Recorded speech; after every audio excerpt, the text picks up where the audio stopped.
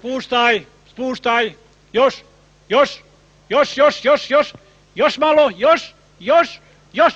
Dosta. Ja mislim da će sad biti dobro. Jedan, jel se čuje sada, jel li?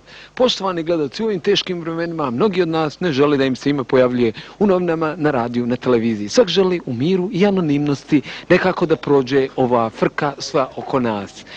Svak želi da bude anoniman, a mi upravo radimo tu anketu. Da vidimo koliko naši sugrađani žele da budu anonimni. Oprostite, gospodine, molim vas, da li želite da budete anonimni? Da, samo ja bi se u svakom slučaju predstavio Sekula Opančić, inženjer telekomunikacija, 28 godina, broj lične karte 1575/75. I želite da budete anonimni? Da, želio bi.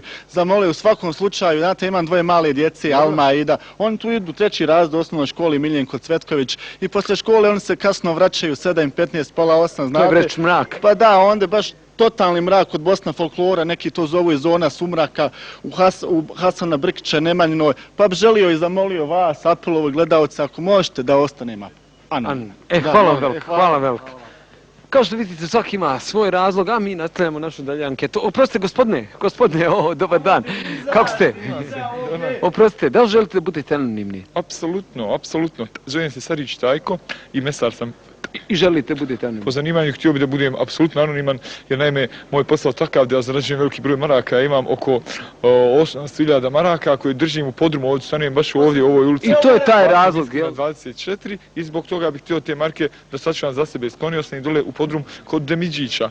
Demidžić je moj komšija, da ne bilo kod mene sumljivo što su marke u mene, tako da se, evo, maskiram se, ovo recimo nisu moji brkovi uopšte. Sve, jel? Sve u cilju anonimnosti, tako da bi...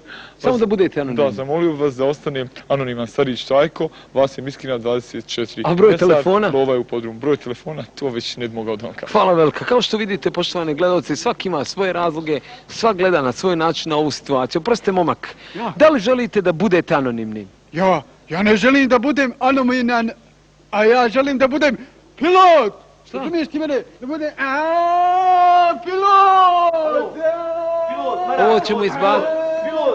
Nije ovo dobro. Ovo ćemo izbaciti. Uglavnom nastavljamo mi dalje naše intervju, anketu sa građanima. Sad ćemo da vidimo imamo li još koga. Oprosti, momak. Samo nešto vas da pitam. Kad već stojite tu. Želite li da budete... Kako se zovete prvo da vam pitam?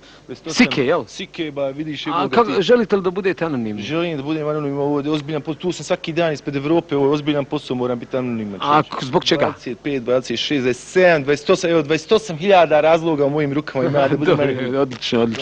Doviđenja, prijatno. Doviđenja. 36, 37, 38, 39...